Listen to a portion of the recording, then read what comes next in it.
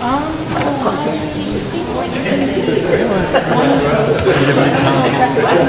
Mike. Sit there first and then right there, so whenever they have that step down. I see it.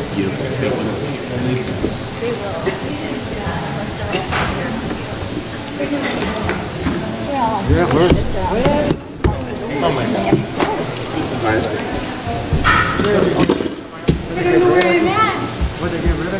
They already got rid of me. Yeah. Mike, That's discrimination. Sean is, you're right there. Oh my God. Mike, So, I think we're gonna, we got a college board on here, and then we'll have you come in on that. Okay. This will be, the team's got yeah, it'll just be right after. Yes, okay. Oh, that's my not right after. It is confusing. I'm better now. Really?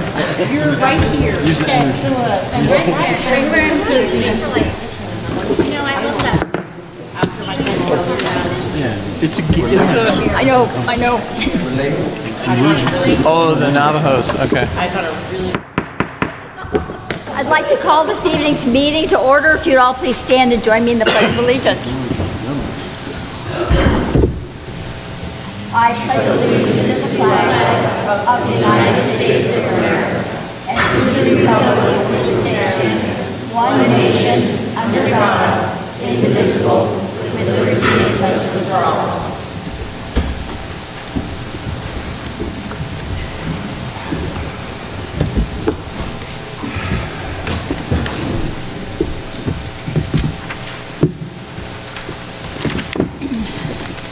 We are so pleased and excited to see so many people here tonight. And I just want you to know that the doors have been locked and none of you can leave until the meeting's over this evening. So we're going to savor this as long as we can. I'd like to welcome you to tonight's meeting. The first item is the consent agenda. It is a group of items to be enacted upon with a single motion and vote. It's designed to expedite the handling of limited routine matters by City Council. I will ask if a citizen or a council member wishes to have any specific item removed from the consent agenda for discussion. At that time, either a member of the audience or a council member may request that an item be removed prior to the council's vote. The items on tonight's consent agenda include approval of the work session and regular meeting minutes of April 10th, 2018, approval of the expenditure vouchers for April the 24th, 2018, and approval of a modification of premises for the herbal alternative. So at this time, is there anybody in the audience or anybody on council that would like to set one of those items aside? I don't have any. All right, in that case, may I have a motion? Honorable Mayor, I make a motion to approve the consent agenda as presented with the addition of $230,122.93. Second.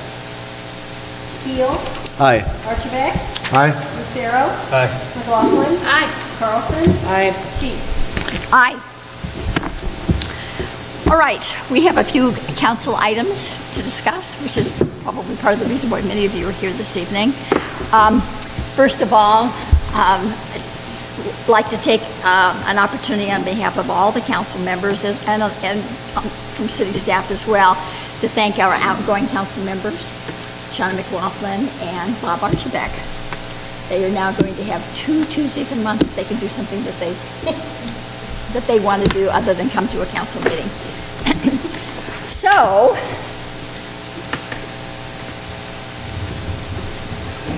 we have keys to the city to present to you guys.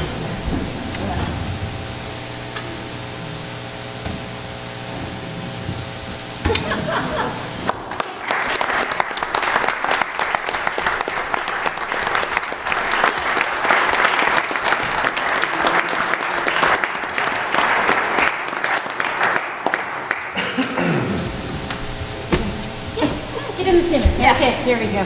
All right. Speech. So I just want to say one more time, it's all good, I'm going home. I'm just coming back for dessert. Thank you all so much. Thanks, yeah, It's thank been you, a real guys. pleasure, I'm going to miss y'all. Yeah, we'll miss you too. You guys have done a great job. Thank you.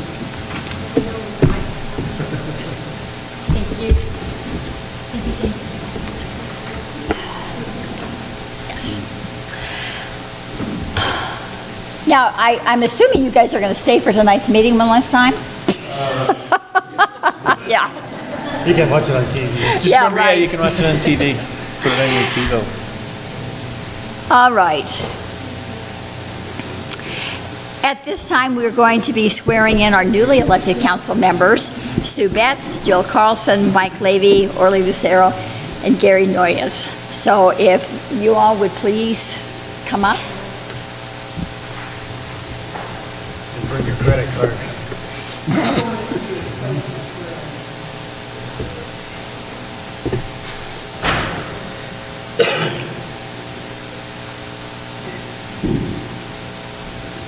I don't know. She's just standing there. Don't stop.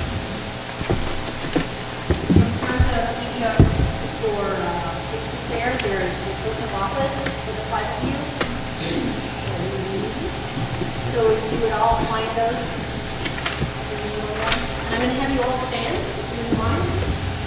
And you go raise your right hand. And you can read your oath of office. I, Orly Lucero, solemnly swear by the ever-living God that I will support the Constitution of the United States and of the State of Colorado and the city charter and ordinances of the City of Cortez, and faithfully perform the duties of city council member.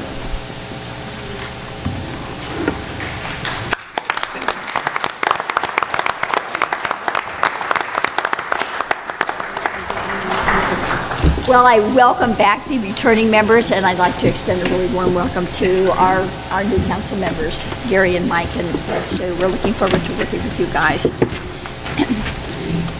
At one of the very first jobs the council does is they choose the mayor for the next 2-year term. And so at this point, if I may have a nomination for mayor, please. At this time, I'd like to make a nomination to nominate Karen Sheik to be mayor. I second that appointment. Nomination. Are there any other nominations? Well, I'll nominate Orly Lucero. I'll second that. All right, are there any other nominations? Linda, do you have? Okay, Linda will give ballots. Ballot. We'll each pick a piece of paper. You will write the name of the I'm person sorry. that you would choose, since we have 2 nominations. Oh, okay, hang on just a second. Orly, I'm sorry. I was just going to not put my name on the nomination. Okay, That's the wording. so you are Who's withdrawing? withdrawing your name? Okay, so then there's only one candidate. Okay. So Orly's withdrawing. Lyndon Johnson. And Lyndon Johnson. Elected her All right. woman, We'll take a sir. vote for mayor, for Karen Sheik, Lucero, No. Carlson, Aye. Keel, Aye. Betts, Aye. Noyes, No. Levy, Aye. Sheik. Aye. Maybe we need to take nominations for our mayor pro tem. If there are any nominations for mayor pro tem. There are. I would like to make a nominee or a motion to have Orly Lucero as our mayor pro tem. Second. Are there any other nominations? Orly? Do you want to talk? Nomination? I accept the nomination. We'll take a vote then. Noyes, I know. Aye. Keel, Aye. Betts, Aye. Levy, Aye. Carlson, Aye. Lucero, Aye. Sheik. Aye. Okay. All right. At this point, we have a proclamation for Drinking Water Week. Is there anybody here to present information on this? Linda, is there? Well, I think it's for Phil. Oh, is it for Phil? But I'm not really sure. Okay. If someone else would accept that or not. To accept it or to talk about it? Is there some? Would you like to talk about it? You have the proclamation, right? Well, it's just, it's an effort We're joining the American Water Works Association this year to promote Water Week. It's from May 6th through the 12th. There are 213 agencies, water providers, and jurisdictions that play a part of this. We're one of 14 in Colorado that are participating as of today, as well as 4 foreign groups in different countries around the globe. It's to promote drinking water awareness. We're engaging marketing with John Brooks to work with the schools and get different media out there, things that they can look at so they can understand. We live with a very finite water source, and we want to bring it to the awareness of the community, more so with the younger people too. So that's the onus behind it. Okay. Before I start to read the proclamation, can everybody hear me? We're having problems hearing one another up here. Can you hear us? Yes? Okay. All right. We'll try to talk into the mic a little bit more clearly. City of Cortez Proclamation Drinking Water Week, May the 6th through the 12th.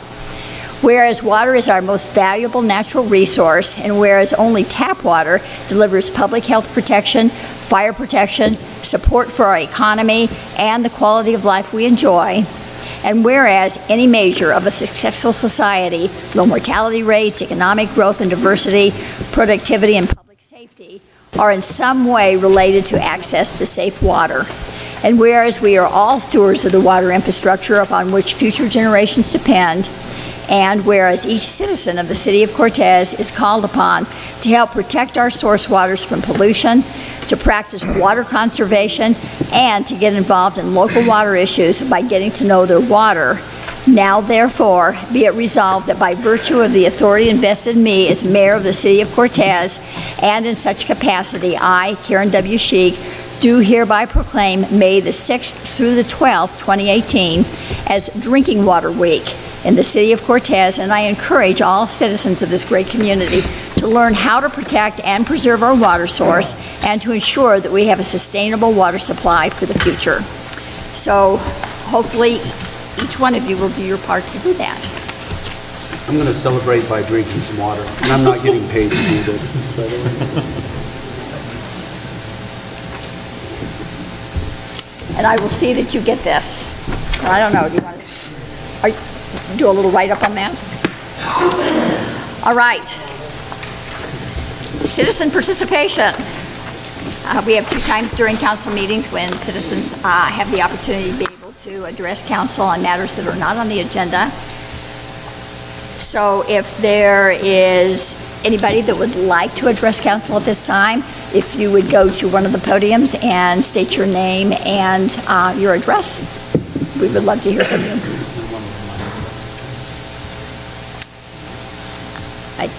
And we'd like to keep this to 3 minutes if we could per participant. Hi there, my name is Sue Ellen Gilbert. I live in Cortez. Sue, could you maybe talk in that other mic? I'm having a hard time hearing you. You maybe catch the sound of your voice better. My name is Sue Ellen Gilbert, and I live in Cortez. Okay, I want to speak about the median proposal. And I have. Well, that's on the agenda. So that's on the agenda. So you'll have an opportunity to, when that comes up, to be able to. Okay. So what am I supposed to do? Wait until it comes up? Wait until it comes up on the agenda. I don't know how these things work, but I Yeah. still have something to say. If an item is on the agenda, then there's usually some opportunity for community input. So the time for citizen participation is to talk about things that are not on the agenda. So, is there anybody else? All right. Then the next item is I will close it to citizen participation, and we'll move on to public hearing resolution number 8, series 2018. Neva. All right. Okay, well, welcome, new counselors. I'm pleased to present your first public hearing. All right, so the Children's Kiva Montessori School has submitted an application to the City of Cortez for a conditional use permit to establish a K-8 school at 601 North Mildred. That building is known as the former Justice Building. It's currently owned by the county. Yeah, they're having trouble here. Geneva, can you? Okay, is this better?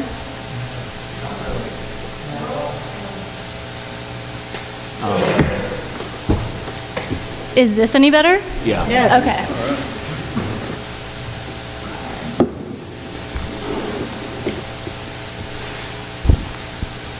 Okay.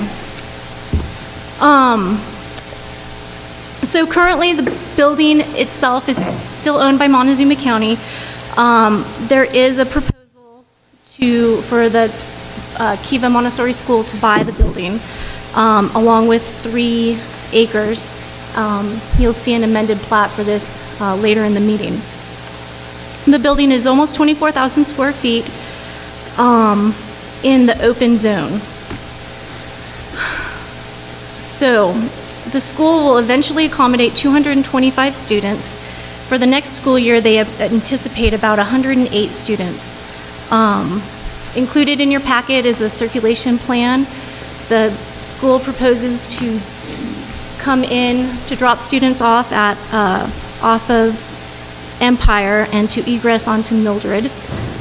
The Kiva School has identified some potential future uses for the school grounds that include playgrounds, a school garden, and other typical uses that you'd see at an elementary school. These uses and installation timeframes haven't been determined yet, but they are proposed in the packet.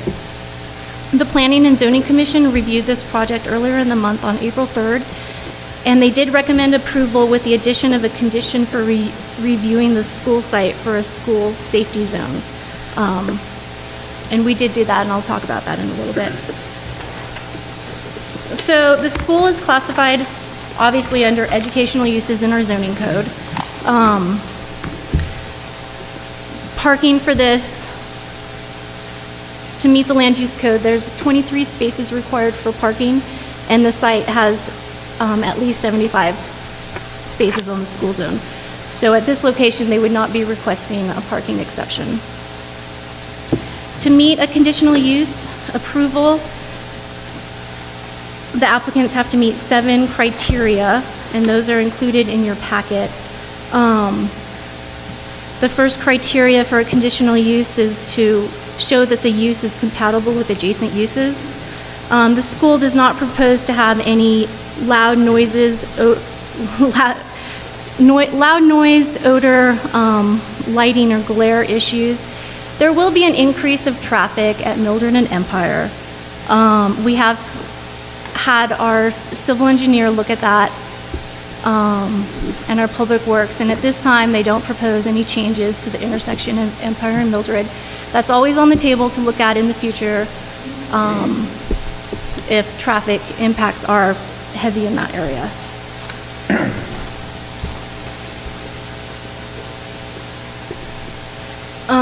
The second condition is that the use has incorporated design features compatible with the area.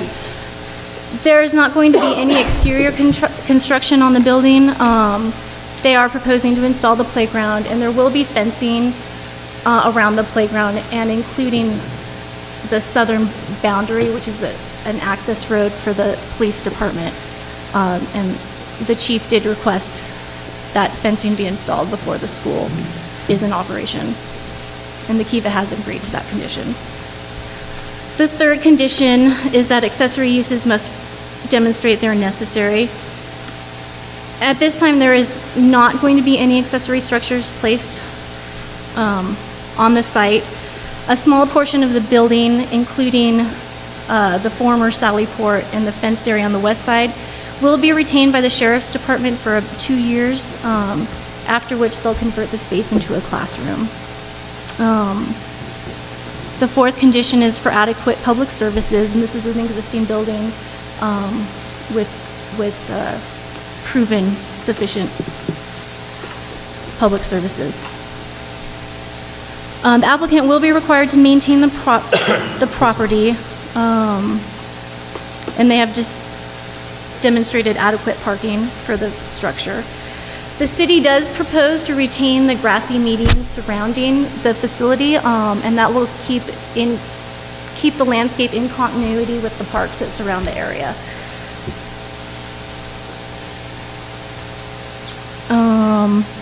Condition 6 is that the proposed conditional use shall conform to hours of operation and such.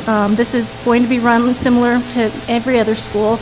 The hours of operation are from about 7 a.m. to 4 p.m., Monday through Friday, with occasional special events for plays and after-school activities.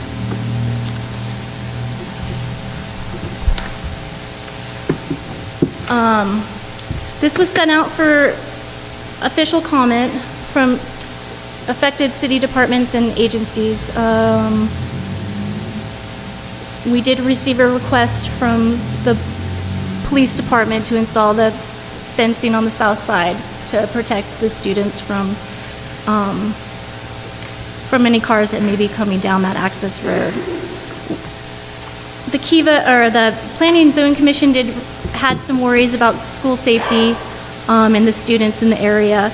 And so I did forward that request to our Public Works Director and to our city engineer. And at this point, they don't feel that a school safety zone is required for the area. Again, that's something that can be looked at after the school is in session, and if any traffic concerns come up at that point. That's something that I believe needs to be reviewed also by the state. I'm not sure the city can declare a school safety zone without the state's input. So that is something that did have extra scrutiny by our Public Works Department, and at this point has been deemed not necessary.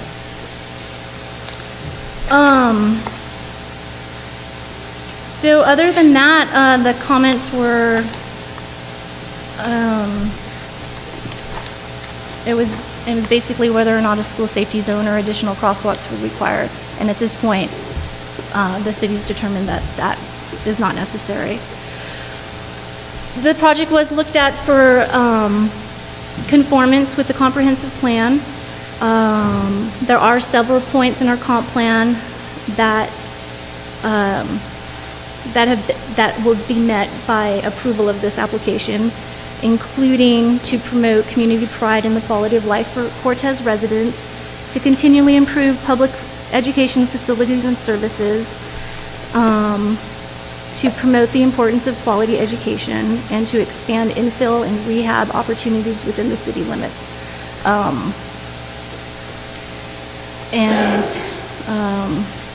So the council has several alternatives. Staff does believe that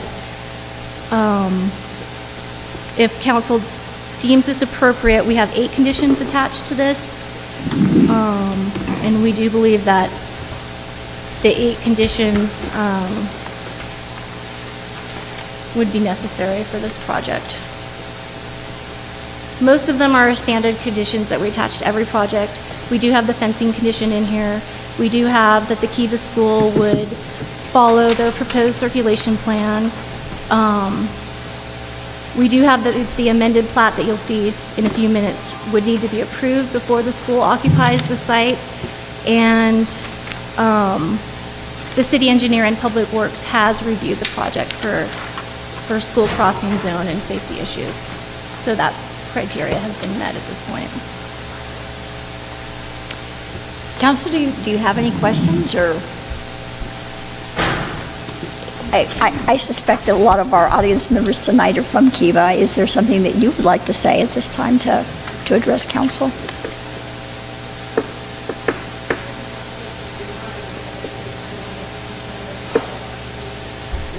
Yeah, and Stacy, I'm sorry, because Yeah, you're on you- microphone.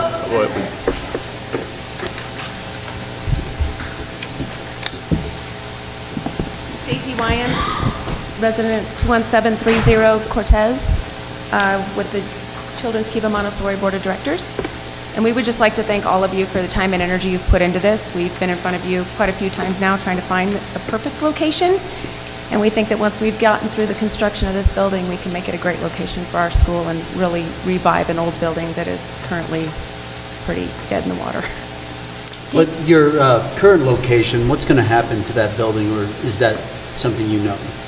I don't know. We have leases on those buildings. I know one of them has been for sale for about a year. Okay. And the other one has been being taken over by the food pantry. I believe the Good Samaritan is moving in there into a portion of that building, and I don't know if they'll have need for the portion we're in right now or not.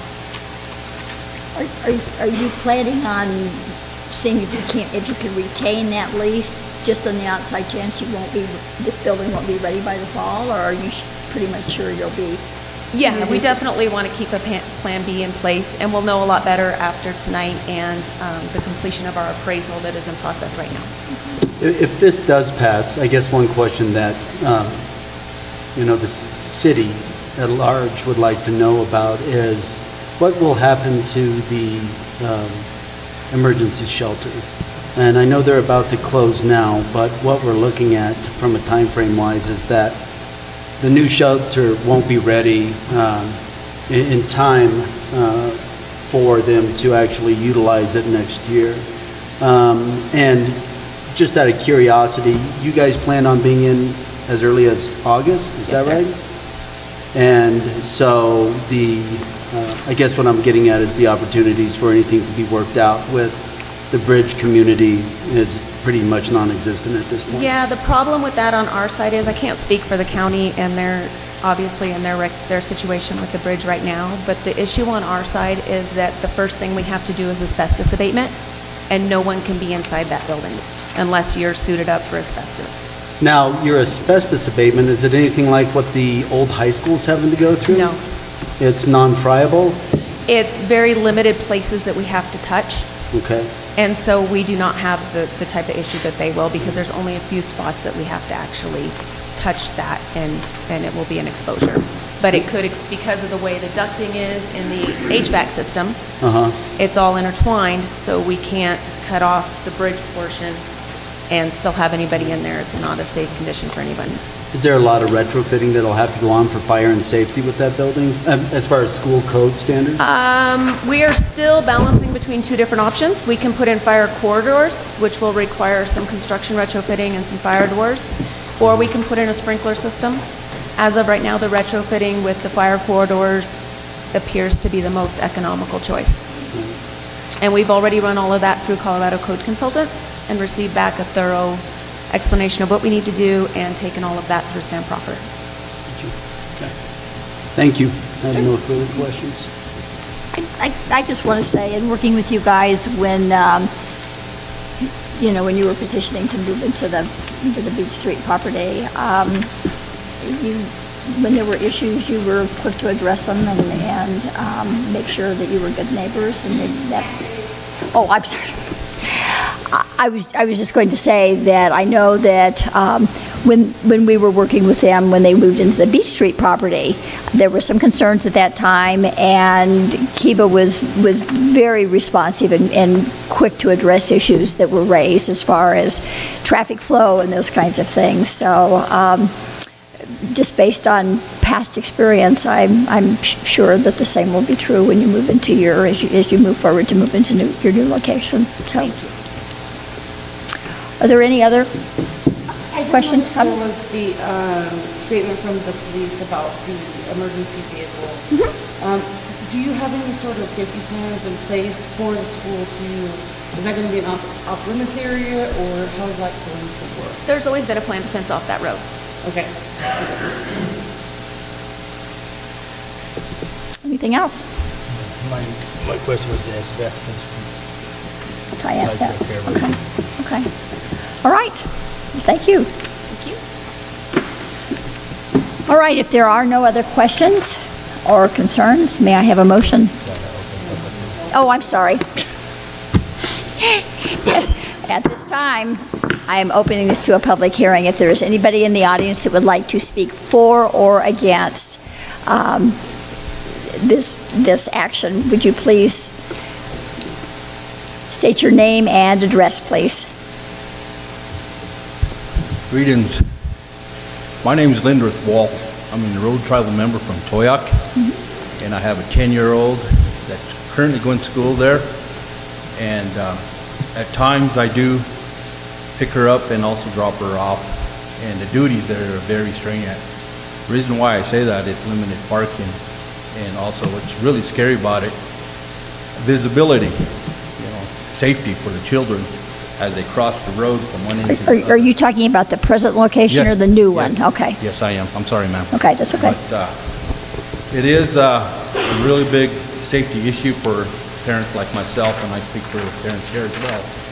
And I'm very honorable and honored to have my child go to that particular school because of the expertise it does have, environment, and I'm honored to speak on that behalf. I would like to see this transaction continue forward, and I think it's a good opportunity, especially for the young folks. And I wanted to acknowledge that before you, thank you, board members here. And also, I am, like I said, I am a member of our tribe, and like I said, the uniqueness and the bond that we have there on the reservation. It's pretty hard at times, but at times when we want, I'm speaking on my tribe's behalf, that we've got to get academics involved in the young children at a young age. And so far it's done me wonders. Thank God for the 70s of our teachers. And again, like I said, I'd like to see this go through respectfully. Thank you for your time. Thank you. Thank you. Is there anybody else that would like to speak for or against?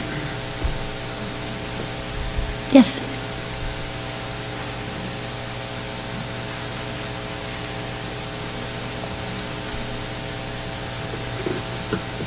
First, I'm sure the Montessori school and the teachers are wonderful.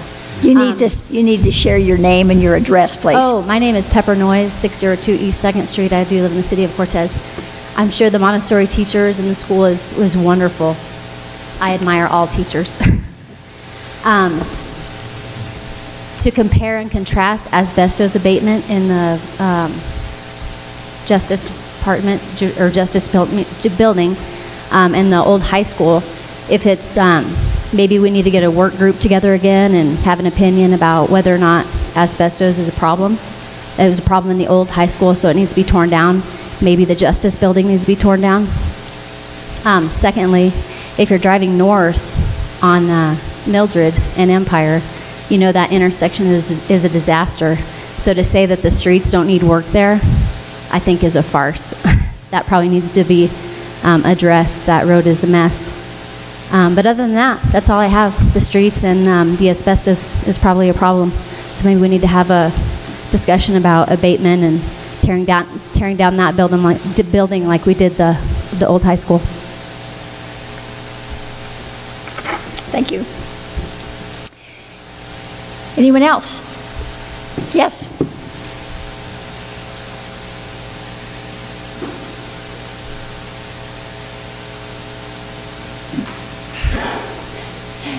Your name and address. Yeah, I'm Rebecca Milholland, 25370 County Road G. My daughter has been at the Montessori school her entire school career. It's been amazing, a saving grace for my family. As far as the asbestos and stuff, that is definitely an issue, but I think our kids are a little bit worth figuring it out. The old high school getting torn down, part of that got put in my driveway. I don't know the particulars of all of it, but I know that that building probably could have been used for something better. And I don't know. That was a little bit upsetting. Well, the focus right now is on the Kiva school, so... Well, the asbestos thing, it is definitely a concern. But maybe the community should be made more clear on both buildings and what the community can do to step in and help to figure it out. And excuse me. It's okay. My daughter was so concerned about not coming tonight because she was worried about what was going to happen. I know a lot of these kids, it really means the world to them, and I know a lot of these people have worked as hard as they can, as much as they could, to try to make it better for the community. So you're speaking in favor of? Yes. Okay. The community effort in favor of, to make whatever needs to be worked. Okay. All right. I know it didn't sound the most intelligent, but it is definitely really close to my heart. No, I can tell it. It affected our home life, you know. Maybe better information to the communities, you know, some kind of way to let them know more about what's going on so they can choose to help and support, and I think that's it. Okay, thank you. Thank you for sharing. Would somebody else like to step forward?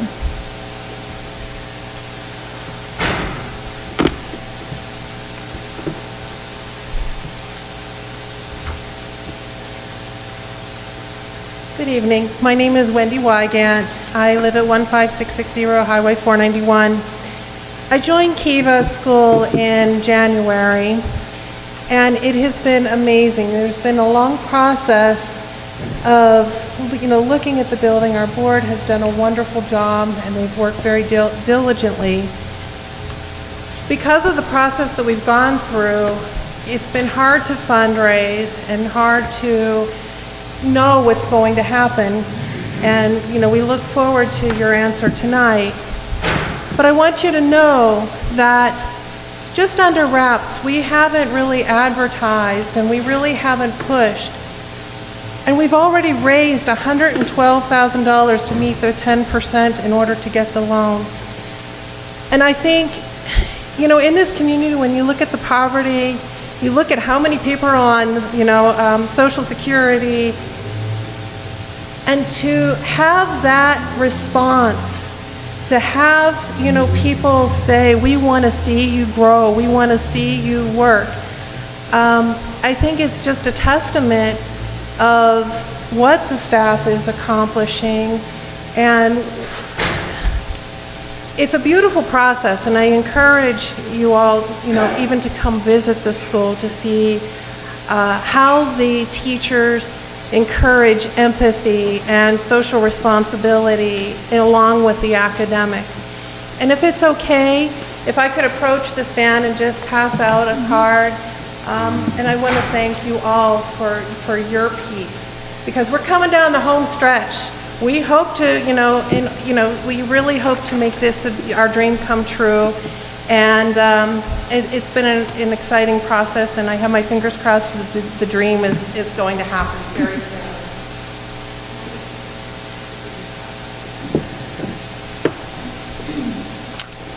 Thank you, Wendy. Anyone else?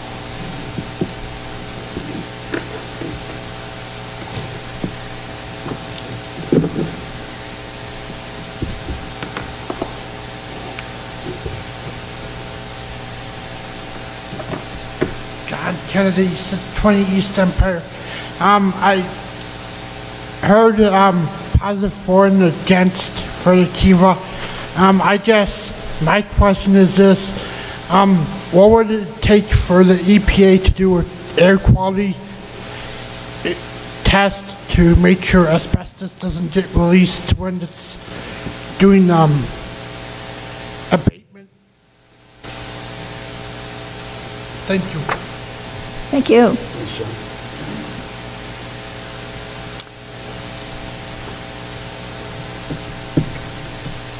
Hi, my name's Tiffany Randall. I live at 22668 Road S in Dolores. I own Love on a Hanger, so the Kiva is a neighbor to my behind, I guess. At right now, part of their older group is behind my building, and I would have to say that over the past few years, they have held up to what they had promised our side of, the community when we were concerned about the children crossing and how things would work. They have done a great job at that. I would say that the Justice Building would be a much better position for them than where they're at currently. I think that the space is larger, they'll have more room, and then just the traffic flow, it's really hard right now for the kiddos and for parents to get in and out of there, and as well as for us businesses. But I'm speaking on their behalf as not having any association with them. They have done what they have promised in the past. So, thanks, Stephanie. Anyone else? All right. If there's no one else that would like to speak, I'll close the public hearing. Are there any other questions or comments, council? I do have a question for Stacy. Have you guys done an environmental study? Okay. I'm sorry, Stacy? I say you need to.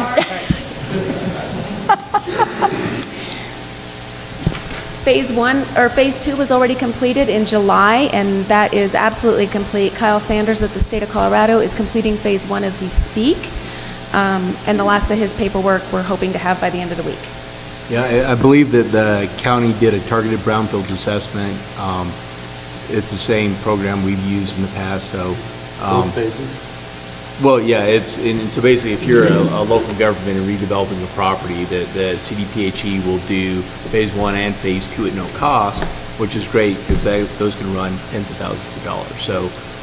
So they did that a while back to know what they had, and then they're just kind of updating the Phase 1 because there's maybe 6 months after they do that, so they're just getting it updated for you guys for surplus. Yeah, they actually never did the Phase 1 in the past. They did the Phase 2 first, which is not common, but now they're finishing the Phase 1. Okay. Well, I think there's some timing with that though, so they might have done some Phase 1 things and just had to update because there's some things that you have a certain time frame that have to be in place. Yeah. So all of our abatement will be done by an experienced licensed abatement company and under the supervision of the building department here, and we also have to follow all the state guidelines. Okay. Thank you. Does that answer your question, Jill? Yes. Okay. Any other questions? All right. At this time, may I have a motion, please? I make a motion for resolution number 8, series 2018, approving a conditional use permit for established a K-8 school at 601 North Mildred in the open space, 0 zone, submitted by Stacy Wayman and the agent, City of Cortez and Montezuma County. A second. Betts? Aye. Noyes? Aye. Lucero? Aye. Carlson? Aye. Levy? Aye. Teal? Aye. Sheets? Aye. Congratulations. Good luck.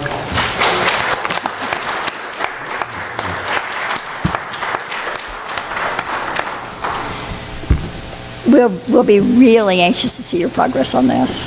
Are you going to have some plans drawn up that you might make available as far as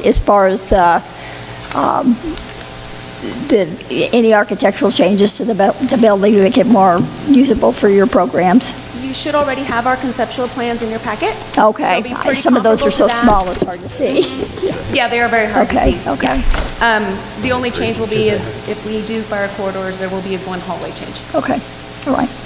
All right. Well, good luck. I hope everything goes just as you're hoping. Thanks. All right. New business. 2018 Cortez ADA ramps on US 160 and downtown safety improvement bids. Bill. Good evening, Honorable Mayor, members of the City Council. Here to discuss the bid results on our second advertisement for this project. As you're aware, we advertised this last summer. To no avail, we didn't get any bids when we opened bids in mid-August.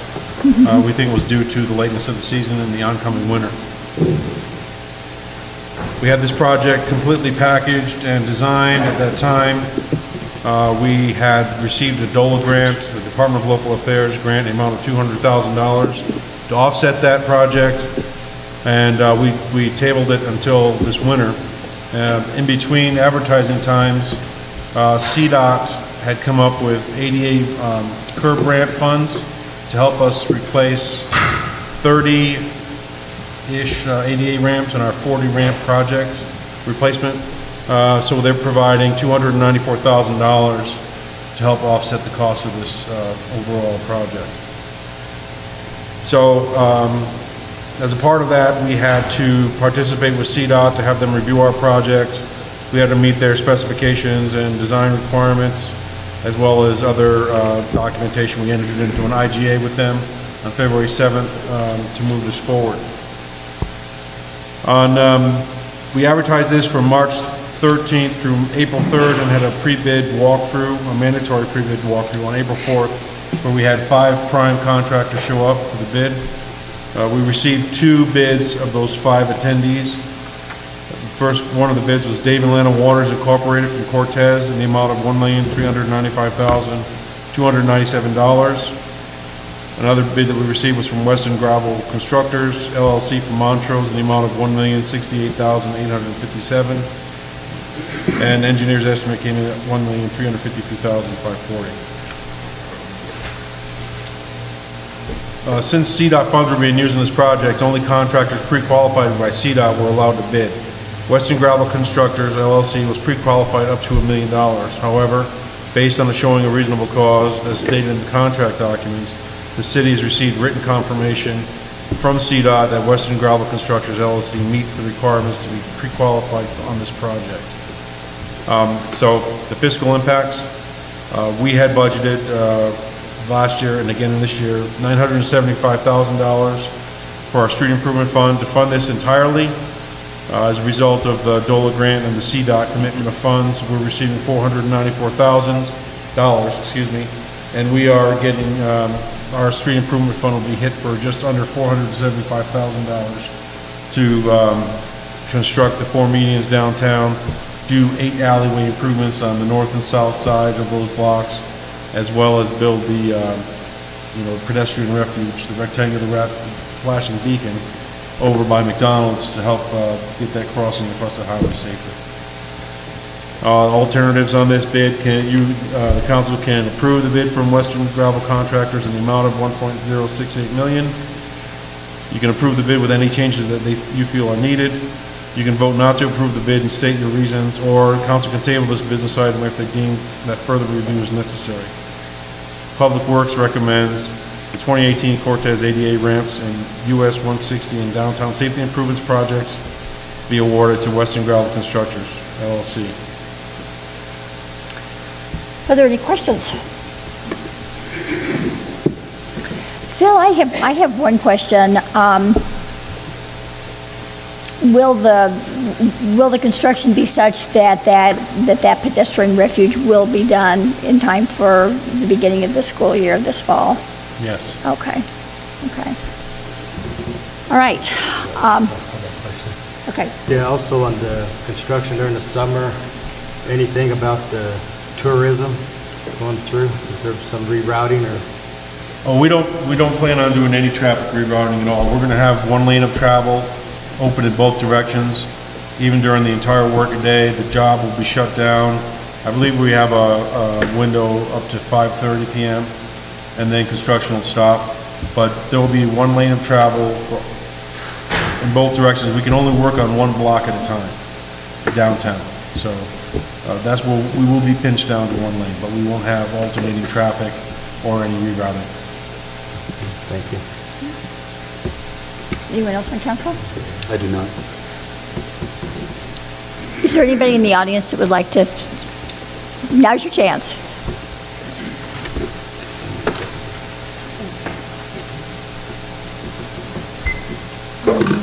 Sue Ellen Gilbert. I live in Cortez on Detroit Street. Excuse me, I used to live on Detroit. Apple.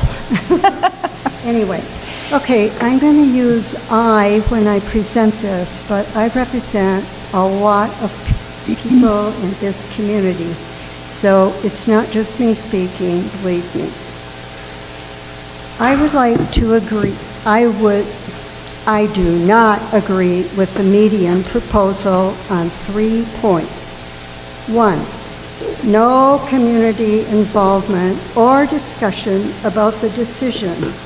I don't know where, I don't know who decided this. From my point of view, the decision was made by insiders without community involvement. For instance, where are the costs? Why are we not presented with alternatives instead of a single decision? It's never been published in the paper, nor a part of a community meeting that we're aware of. We don't know how the decision was made, and it doesn't feel like an open and transparent process. Number 2, the proposal is out of character for our community. We don't want Cortez to look like every cookie-cutter town in California. There are very few small towns left that have the authentic character of Cortez. And number 3, maintenance. A median strip needs to be maintained at a high level or it looks terrible. Okay, whenever we're talking about maintenance, we're talking about, do we have money to keep up things that we build? Maintenance is an obligation for years to come. And just as a small little question I have, for instance, if we have a median, do we have a water supply that goes to the median to keep it looking in good order? There's a lot of details that many people in this community do not know about. I disagree, and I'm speaking about 30 seconds, Sue. With many. I disagree with the implementation of this plan and urge the council to delay the decision to give greater time for this community involvement and input. Thank you. Thank you.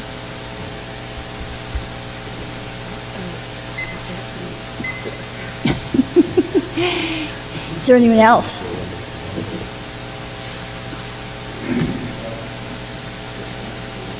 Hello, my name is Greg South, and I reside at 7127 County Road 25. Greg what? What's your last name? South. South, okay.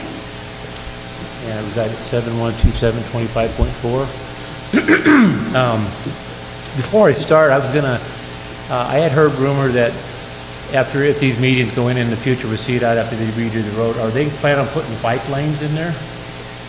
Do you know? No. Not dedicated bike lanes, no. I'm sorry? No, sir. Okay. Well, so there's a plan to restripe it, but not during this project. yeah, so well, I think we should probably let him speak, and then we can clarify. Go ahead and ask. Oh. Finish with your statement, and then okay. And then I'm sorry. We'll answer. So I'm opposed to the meeting just for the overall cost up front, but even just a future cost that's going to be on the taxpayers of the county. I'd like to say, for instance, right now, excuse me, the city's having to do 8 blocks of alley just to accommodate these medians. One concern I have is if they put the medians in, and we do have the summer traffic, and there's an emergency call, and the fire truck has to get to the other end of town, is that going to hinder their travel time? And the snow removal expense that's going to add to the city taxpayers. Earlier in the workshop, I had heard that this was being proposed because of safety, and it was the speeders going up and down Main Street, and the police department didn't have enough manpower. So instead of spending all this money for the medians, I suggest, why don't we just look at the idea of hiring another police officer, and his role would be just basically patrol Main Street. And actually, if there are speeders writing tickets, now you're actually generating income. So, thank you. Phil, did you want to address a couple of those? Sure. With regards to the bike lanes, we were just going to be putting a Sharrow in there as a part of.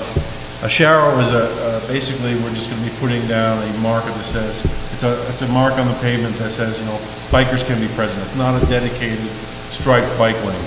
In 2019, CDOT plans on coming through and microgrinding the entire concrete surface and restriping it. A common misperception on this median project is that the median is going to be the entire width of the center lane, which is 12 feet. This median is only 6 feet wide, and it's only 100 feet long in the center of the block. So no one's going to be driving with a 20-inch concrete wall right by their car. So when we're going to be picking up, we have 3 feet of open space between the wall, the raised median, and the current lane. So when they come through and restripe it, we'll be pushing the lanes out towards the center a little bit, but they'll still be a foot and a half, and then we're going to be using that space to buffer the on-street parking. Because anyone who's stopped and shopped in Cortez knows that you can't get out of your car without using your driver mirror for fear of losing your car door or your arm. And so we're going to be using that space to give the parked cars a buffer, and then use that as a sharrow, so bikers can potentially run down there. We're increasing our bike paths and lanes through the city as we speak. As far as snow removal goes, we're going to have to retool our team to handle it so we can get it off Main Street immediately for big snow events. That's just a matter of operations and maintenance. We're going to be contracting subcontractors to do any outlying areas if in fact we do have a big snowfall, so we can maintain service to the other streets as well as Main Street. What was another sentence you touched on? Well, I would just add that the whole access control plan basically goes from Denny Lake all the way through the city. You know, right now we're focused on 4 blocks. So as you move east and you get like in front of City Park, there's so much asphalt there could be bike lanes put in there. We have, it's such a wide swath, we actually could dedicate bike lanes, but when you get down to the downtown area, we don't have near as much concrete width, and so there's no room to actually put in a bike lane, so that's not a part of this. And then I've had people say, well, geez, you shouldn't put bike lanes in, they should go down Montezuma. The thing is bikes are already there. You know, my office was on Main Street a year ago, and I'm telling you, bikers are driving by all the time. This is just giving them a safe place to be. So again, for these 4 blocks, there wouldn't be any bike lanes put in, but in 5 years out, if the city continues to implement and work our way east with this project, there could be dedicated bike lanes on part of the highway, just not on this part. So that explains it. Okay. Just to address the issue of the city not being transparent, that's not true. The city has made every effort to draw the community into the decision-making process. There were a number of meetings that were held downtown at the Sunflower Theater last year in order to give business owners and members of the community to come and hear what the plan was, to actually see pictures of what it was going to look like, to take questions, and to have their concerns addressed. So this isn't something that has been done in the dark of night in a closet someplace. We've tried to be very transparent with this. And Karen, I'd like to add on to that. Yes. As far as no press coverage, I actually just did a search on the Cortez Journal to see how many times the medians have been written about. The first article appeared November 15th of 2012. The second one appeared on February 26, 2013, asking for community input in this thing. And there have been over at least 10 articles written over the last 8 years and numerous meetings that we've had here at the council about it. But I would urge you, please, to come to the informational meeting that's going to be held here on Thursday at 6 o'clock, where you will find out what this actually is. Because I don't think people have gone and taken the time to go look at the website of the City of Cortez. The plans are out there, and I think that the rumor mill has really carried this away. And I think if people stop and listen and relax a little bit and learn about it instead of jumping to conclusions, we wouldn't be having these accusations being placed upon us. I think it's really important to, as a citizen, I think it's important, and I'm glad you're here. I appreciate you coming here. But I think you also need to realize that we have done our best endeavors to make sure this information is available. And aside from meetings and press, I don't know what much more we can do to advertise it. and I can assure you the city's going to work very hard to make this. Anytime you have a project like this, there's going to be some disruption. I get that. And nobody, none of us like it when our routine is disrupted and we're even slightly inconvenienced. But I truly believe that that the end result is going to wind up with a safer, much more attractive downtown area. And as I said, the staff is going to work really, really hard to make this as painless as possible. Phil? I just want to address the, safety response, emergency response. Whenever we do a project like this, we are in constant contact with dispatch, the PD, who is the brain of all emergency services in this area. When we were working in Paradise Village, they knew what streets we were working on, what condition they were in, where the elderly and infirm were, so home health care workers could get there. The PD, the fire department, and dispatch is going to know every single day exactly what's going on. So if they do have a fire, they can respond accordingly. They're professionals. They know how to get around. Is there anybody else that would like to speak?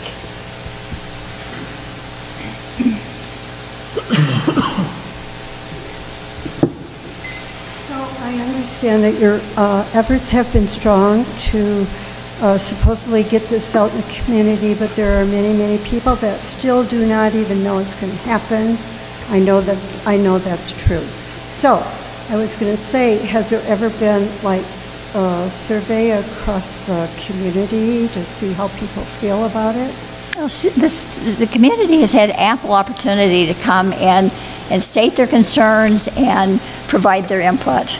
And so this is kind of an 11th hour sort of thing And at there this was point. a survey through the Heart and Soul Project in 2013 regarding this. And so that's actually, there's a The heart and soul. I'm sorry, say that The again? heart and soul. The Heart and Soul Project? Well, I don't even know what that is either. And I'm not a totally uninformed person, but I think a survey of how many people feel this is really a great positive move for Cortez, Colorado would still be in order. Okay, thank you, Sue.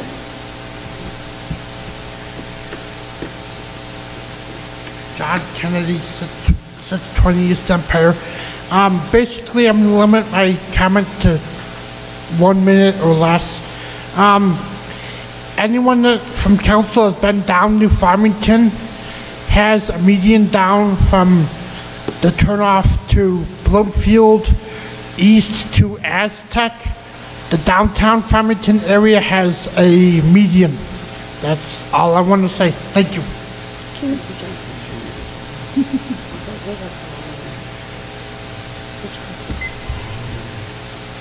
Any other comments?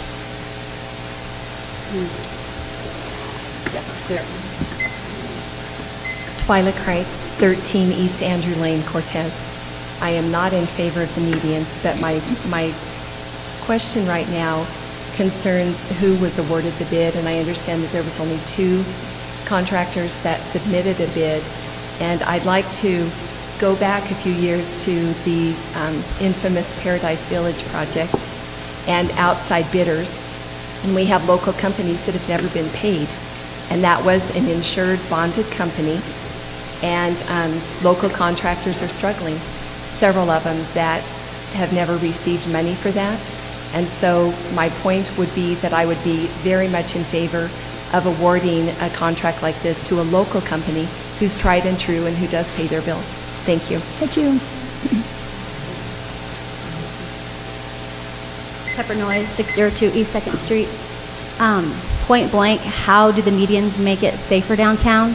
And is this a problem? Like, have there been accidents downtown? Oh, yeah. Okay. And what are the statistics since the medians have been installed in front of the Ute Cafe? How many accidents were there before the medians? How many accidents post-medians at the Ute? Very confusing. We don't keep that kind of information. Why not? I don't specifically have the data for here, but I know that when Durango had CDOT pull the medians out on North Camino del Rio, it's just the adjacent. But we're talking about Cortez. Well, I know, but I can give you a. This isn't Durango. I know it's not, ma'am. I'm fully aware of that. But the accident rate went up 30% when they pulled the medians out at Durango's behest. Well, and Phil, we did have in the access control plan, we had all the accident data. We do have that for historical data, yeah. So absolutely. as far as I can't speak to the Ute, but I can tell you that we had the accident data on Main Street. I mean, is it in that current workshop right now? Yeah, it is. It's in the workshop packet today. Yeah. Okay. So my point blank question, I guess, that so many people are wondering and so many people are against, how do the medians make downtown safer? And is downtown Cortez dangerous, traffic-wise? Well, there have been fatal accidents in downtown Cortez, and there are sadly a number of people that have a tendency to want to speed in that area, even though the speed limit is what is it, 25 down there? Yes, ma'am. Pardon? Well, I understand that, but even though we have low, the advantage of the medians is that it becomes a physical device for slowing down traffic, because sometimes it's a little difficult to get people to go the correct speed limit even though the signs are posted. So, Alan? My name's Alan Klein. I live at 206 Lakeside Drive in Cortez, and I want to speak in favor of the median project. And my feeling for it is, I've been a resident here about 29 years, and I recall when South Broadway, 491, 666, didn't have the medians, and we developed the medians, and we landscaped them well, and we maintained them. And the city has the expertise, the knowledge, and the capability, and the maintenance and operations to do such a project. And anyone who remembers how the middle school looked, and that despicable fence and no landscaping and nothing on Broadway, it was barren, it was ugly. And right now, when I drive down Main Street, we don't have a real defined downtown area. We've stretched out our town a long ways. We're starting to see a renaissance, at least with certainly the eating and drinking establishments in our core downtown area. I think the medians will be an ample and wonderful complement to beautify and define the character of the downtown, so it becomes a more appealing visual area. And that's going to help the economic vitality, and it's going to help, I think, the local businesses. During the construction of when we went from asphalt to concrete paving, the businesses that were on Main Street were really disrupted. This is not going to be nearly that impact. I can recall when that project went through, and if anyone lived through that, there were businesses that did get really dinged when that was going on. This is going to be nothing like going from asphalt to concrete. So I think the project's not going to have a major impact during construction. It would have been better if it was on a shoulder season and the bid was awarded maybe not in the height of tourism season. But I think the end result's going to be a more beautified downtown area and a more economic vitality in that district of the town. I compliment the city for its foresight and vision. Thank you. I'd just like to say, I think we've lost sight of what the issue is before us today. It's not whether the median project is going to go forward. It was approved in 2015. It's whether or not we're going to award a bid. So I just want to bring that out. Yeah, thanks, Cheryl. Hi, my name is Sherry Noyes. I'm 25300 Road 20 in Pleasant View. I guess my question that I actually just thought of just now when we were talking about all the safety, what are the comments and input from like the fire department, the ambulance, the police department? What are their feelings on the medians? Have they had any input that would reflect like why? There have been I haven't heard any negative comments from any emergency services. And we did have, I remember Jeff, chief, the fire chief, he weighed in on this like 2 or 3 years ago when we talked about it. But the public hearing, was a few years ago. The minutes are out there. I can't remember the exact time. Yeah, but I do remember Chief Vanderbordy being there and talking about it, because fire was a concern and that was a question. The police chief is here, and he's probably sat through 15 of these meetings. And then I don't think we had a specific ambulance, them weigh in, or the hospital specifically. But I think the bigger question was with the fire trucks, just because they're so big, and with the apparatus, we had Chief Vanderbordy specifically weigh in on that. When was this approved? Last fall. Linda, do you have the approval date on this? No. Well, we budgeted construction for last year, 2017. Right. And we started discussing it when? It was right after the 2015, after the access control plan. We actually talked about the analytics of the project, but like was stated earlier, this started from public outreach and engagement in 2012. Correct. Yeah. So it's been, 6 years. it's It's been been a long out there. process. All right. Okay, and then my other question was, when we're talking about beautifying downtown Cortez, because we've already kind of addressed this as a school board, but the farm to school, and I'm very much farm to school, all about agriculture, that's our means for a lot of people around here, but the farm to school, that area, we put in those medians to beautify the area, but that farm to school, I think maybe needs some attention. As far as... Are you talking about at the middle school there? Like they're at the middle school? Well, why doesn't the school board? Yeah, I've already brought that up and had them, but it might come down to like a city, where the city might have to step in. Well, yeah, since it's in the city limits. I mean, it's your property. I mean, the school board oversees that property, doesn't it?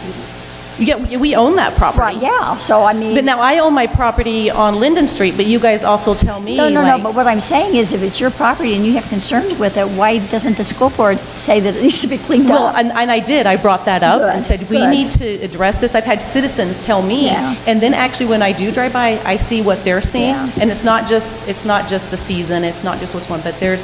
So, and it might end up being like, well, it might be something that eventually we may have to come to you to, if the farm to school doesn't. But I just wanted to let you know that was something that was out there as far as beautifying Cortez. Sure, you're saying that you want us to send code enforcement there? I'm sorry? Do you want us to send code enforcement? Is that what you're saying? Well, it's been sent to my house and I own that property. I mean, just because it's the school district and they own that property doesn't mean, are they exempt from the zoning and the codes? No, but we normally, if code enforcement does it, it's normally, it's normally weeds or other things. I guess I haven't been by there lately. Let me drive by, and if so, maybe you and I can go and, give a call to the superintendent and see what she's got planned.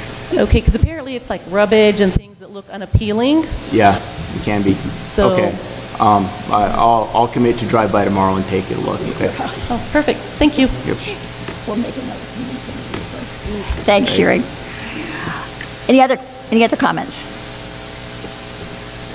Tiffany Randall, 22668 Road S, Dolores. I do have to agree with City Council a little bit here. The median project has been brought up since my knowledge of, I think it was 2012 was the first meeting that I attended, and that was because I was a business owner downtown and was handed a packet that said, we are having a meeting about the highway and, traffic downtown. Would you like to come? I came to a lot of those meetings. Some of you were there.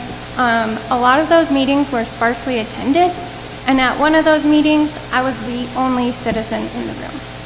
So I know that you guys have reached out. I know that you've published it, but the process has been so long and drawn out that I don't think it's been well put together by the public, and the full and complete project isn't, I know it's on the city website, but as a citizen, it's not clear what you're doing.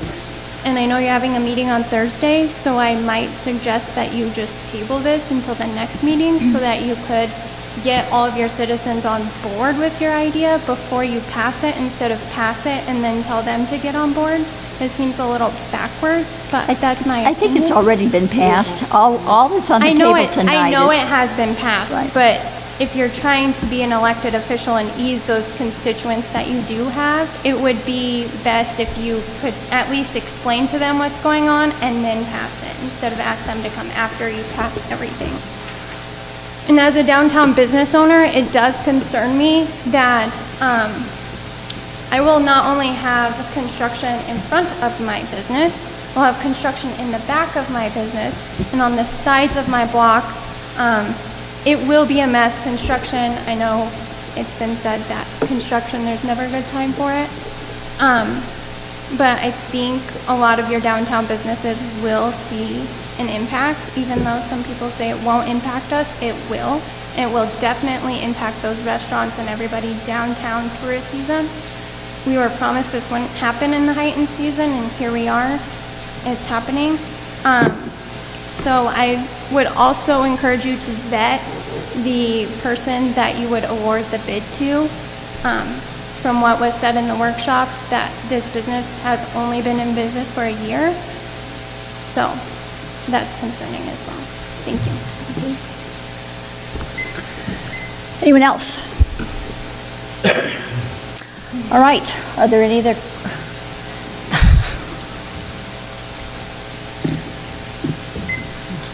Pardon me, Pepper Noise, 602 East 2nd Street. You still haven't answered the question, how is it going to make downtown safer? I think we did answer that question, Phil. Would you care to make an attempt again? Well, sure, I can, when we talk about speed, you're right, it's not a speed limit sign, it's not a police officer. But a median is a traffic calming technique that, even if it does not impact the lane width, it gives drivers a perception of the area not being so broad and wide. Okay, so perception of safety. It is a proven technique to slow down drivers, Okay, yes. so we have a perception of safety. The second thing is, why is it taking so long? If it was approved in 2012, why are we 6 years later and it's still not done? It was actually approved in 2015. Okay, 3 years later, why is it taking so long? Well, we went through design. Why the hurry now? I think they're trying to answer your question.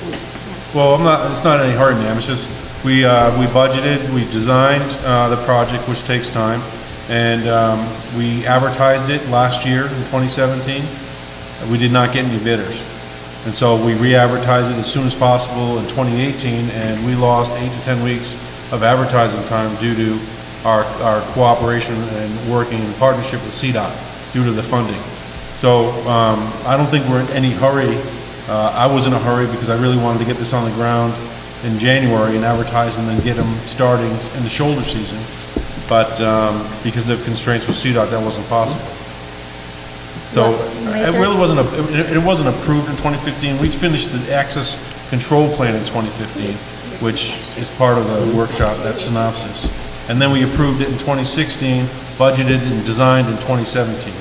That we addressed council and said, how do you want to approach this all-encompassing access control plan from the Western Y to Denny Lake? And council had a long discussion about it, and they said, we want to do the first 4 blocks in the central business district from Elm to Ash. And then once we got that directive, we went through the design process. And that's why it took us into 2017 to get it advertised. So 2015 was design, and then it wasn't advertised until 2017? No, 2015 was the access control plan when we worked in concert with CDOT and got a third-party traffic engineers to look at the entire corridor. And then once that plan was adopted and we entered into an IGA with CDOT adopting that as a document, then 2016 we had the discussion with CDOT, the council, found out how they wanted, what directive they wanted to take, what direction, and how they wanted to approach this large corridor. And then once that happened, we estimated and budgeted for 2017 and the 2016 year, and then went through the design process and advertised. And we didn't get any bids because of the lateness of the season.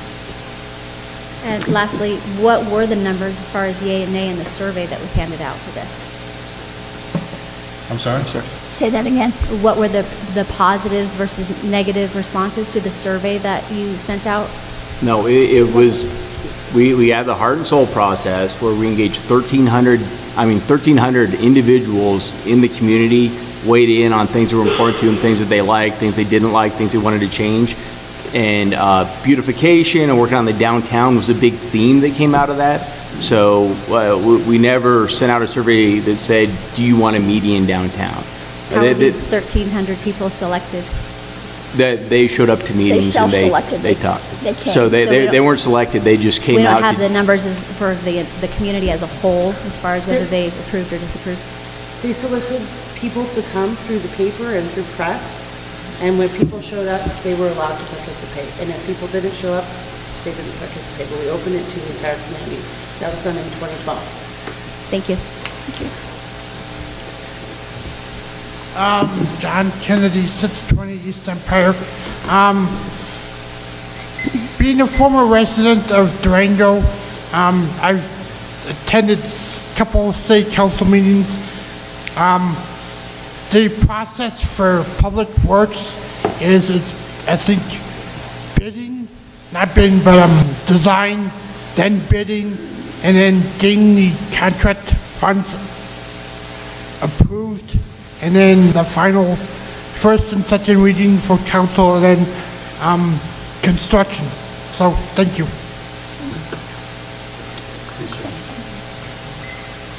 Anyone else? All right. At this point, are there any other questions by members of council? The only concern I still have is the money and the future maintenance. I mean, I think the maintenance, I think it's going to be, it's an ongoing maintenance and when we do it, and I can see on it, but that's the problem. It's decision, it's hard for me to make this. It's the amount of money. I think we can do some different infrastructure out there, but what I look at is the future maintenance too. So. But you did approve it at one time, right? Yeah, but I mean, but the money's always been. Well, and now we've got 400 plus thousand to, oh, I'm sorry, I'm sorry. I keep forgetting I need to, the plus at this point is that we have 400 plus $1,000 that will go into this project that comes from an outside source. That helps us defray a lot of those costs. So I think it's one of those things where it's good to question, it's good to raise issues and concerns.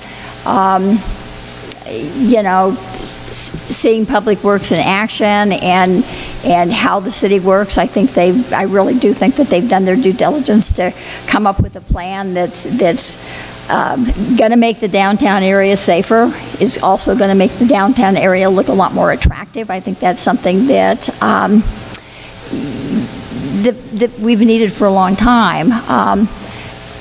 Yes, I think when you get ready to do a big project like this, there are always concerns, and we don't always know exactly how it's going to turn out, but my feeling is that once this is done, that it'll be a little like the rec center that it took us 3 times to approve. I'd be willing to make you a bet that if we took a survey today, that there wouldn't be a single person in this community that would say, oh my gosh, why did we ever build that recreation center? And I suspect that once this median is in place, the beautification is complete, and we see the end result, and we have a safer area downtown, that we'll say, gee, this is a plus for our community. All right, may I have a motion? You can always make a motion to deny. Well, I'll make a motion to deny the medians, or to table the median for now. I'll second it. Carlson? No. Lady? No. Noyes? This is for the motion or for the... This is to table the median for the time being. Is that correct? Is that what the motion is? Yes. Table. Yes. Okay, and the second came from Zudo. Councilman Zudo. Okay, so Noyes, yes. Keel? Nay. Lucero? Aye. Beth? Yes. Sheep? No.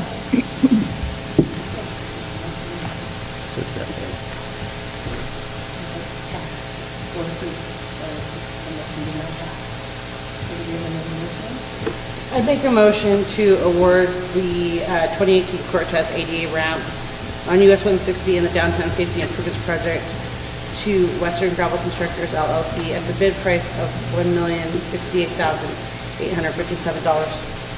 I'll second. Carlson? Aye. Lucero? No. Keel? Aye. Noyes? No. Beth? No. Lady? Aye. Sheep? Aye.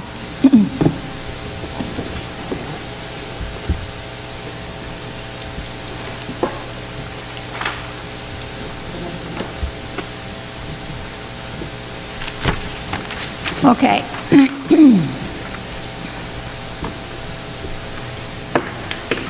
All right. The next item on the agenda is the Dolores Water Conservancy District M&I lease. Bill. Thank you. The city currently maintains 2,300 acre-feet of water per year that is part of the Dolores project. In reviewing our historical water use, the city typically underutilizes a good portion of our stored water. There's an attached graph in this memo that you can look at. We have been approached, this is for the third year running, from the Dolores Water Conservancy District, about leasing a block of that, 2,300 acre feet. They would like to lease 1,000 acre feet to be utilized as irrigation water to supplement farmers and ranchers in the area due to the drought conditions. The first 2 years that we did this, they approached us, we didn't do it because we had changes in the irrigation. We had a Miracle May 2 years ago where we had a lot of rain, the reservoir filled up and everyone had a lot of water, and the year before that it didn't work out. So I know council has expressed that you would be open to this. We discussed this, I believe, initially in 2016. The discussion really surrounded about how it would be used, and you were on board with or agreeable to this happening as long as it stayed in the local farming and ranching community. It wouldn't be used for downstream environmental uses or the like. This year, the amount has gone up to $32.72 per acre foot, or $32,720 is what the water fund would realize as a part of this lease. And we are typically used less than 800 acre feet a year of the 2,300. So we have a 1,500 acre foot buffer, as well as our other water right. Staff recommends that council makes a motion to authorize city manager Shane Hale to execute the one-year lease of the M&I water from the city of Cortez to the Dolores Water Conservancy District for supplemental irrigation use. Council, are there any questions? I think I like that idea there myself. Sure. Get a little something back from the water that we're not going to be using. Well, I think in this time of drought too, making that water available to somebody who can use it. If we can't, why, it's a win-win as far as I can see. All right, may I have a motion, council? I make a motion to authorize the city manager to execute the one-year lease with the M&I Water, City of Cortez, to the Dolores Water Conservative District, and for supplemental irrigation use. I'll second. Lady? Aye. Keel? Aye. Carlson? Aye. Lucero? Aye. Beck? Aye. Lloyd? Aye. Chief? Aye. Thank you. Thank you. We'll see that you get this proclamation, Phil. The change order number 2, CCN aerial and underground conduit project. Rick. Honorable Mayor and City Council, as way of background, the city received a DOLA grant to expand the city fiber and conduit system in Cortez. The original phase number 1 was awarded at $154,873.30. And then that was phase 1, and then change order number 1, which was for phase 2, was awarded for $340,548.60. So total amount of work awarded so far on the project was $495,421.90. The contractor has now completed phase 2 of the project, and this change order finalizes the cost of installation and placement. The bid amounts were estimates, and this reconciles the actual versus the estimated footages and number of materials. So additionally, the city incurred extra cost to take fiber drops all the way to the kennel, to the urgent care for the anchor institution, and the county shop and county armory, as well as the hospital. So this change order number 2 increases the contract amount an additional $116,040.37, which brings the total to the project of $611,462.27. Any questions, council? The wording in the recommendation on the computer says 7 cents instead of supposed to be 20 cents. Oh, 37 cents. And mine just says 7 cents. So either way, I'm not sure if that's a big deal or not. I just thought I would make a motion to point that out. Is it 37 or is it 7? 116, oh, Or 37. 37, okay. Yeah. So then the final amount is 37, not 27, correct? No, the final amount is 27. The total amount is correct, Councilman Kill. It's just they're missed the 3 after the decimal point. Well, if there are any other questions, may I have a motion? Make a motion to approve change order number 2 in the amount of $116,040.37 and change the contract amount to $611,462.27 with DAC drilling and well service. I'll second. Keel. Aye. Beth. Aye. Lady. Aye. Lloyd. Aye. Lucero. Aye. Carlson. Aye. Keith. Aye. Thank you. All right. Rick, 2018 utility vehicle bid. Honorable Mayor and City Council, the 2018 Equipment Fund budget provides $18,000 for the purchase of 2 utility runabouts for use at the golf course, and these will be additions to the fleet. Specifications were drawn up and bids received on April 13th. We received 5 responses to our request. Stotts Equipment, which is considered a local vendor by our policy, was the low bidder at $7,504.81 per unit. So the total units from Stotts Equipment, would be $15,009.62, which is below the budget amount by $2,990.38. Any questions? Do I have a motion? Make a motion to award the 2018 utility vehicle bid, golf course, the low bidder, Stowe's Equipment at a bid amount of $15,009.62 for the 2 units. I'll second that. Lucero. Aye. Carlson. Keel. Aye. Beth. Aye. Lloyd. Aye. Lady. Keith. Aye. The 2018 Fairway mower bid. Honorable Mayor and City Council, once again, the Equipment Fund provides $61,000 for the purchase of a new fairway mower to be used at the golf course. This unit will replace our older 541, which is a 2002 mower. These are the big mowers that cut about a 100-inch path in each pass. Specifications were drawn up, bids received on April 13th. We received 3 bids to our proposal, all from out-of-town vendors. The bid request included an item for the trade-in, Unit 541. One of the primary issues of the specifications was 50 horsepower diesel engine, and that's because of our high altitude. One bidder met that specification, and C&M Golf bid a Jacobson mower, 50 horsepower, bid amount $50,422 with no trade. So if council so decides, we would put the old unit up on the city auction site and get rid of it that way. I mean, you could mow your lawn in 2 passes with that thing, just back and forth. I can even get it in my yard. If you're good at grinding reels. Okay. What do we, for a tractor of that age, what do we usually get for it? When we put it up? Is it just at the whim of the auction?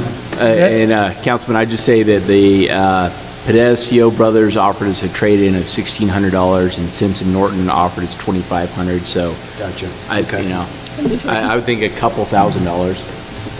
Plus, Just a point I'd like to make is, I worked at the golf course a couple seasons, and I drove a Jacobson mower, and it was a great machine. Just put put in my 2 cents for that. We're probably getting rid of the one you drove, but it's a Jake's. You want to buy it? Well. It's for sale. Make you a deal. Yeah. It still probably has your cup holder there and everything you remember. Rick, is this street legal, the old one? Street legal. Yeah, yeah. Yeah, it's a farm implement, so yes, it is. Okay. Put on an umbrella and you've got a new car. Are there any questions? No, I have none. All right, may I have a motion, please? Honorable Mayor, I make a motion to award,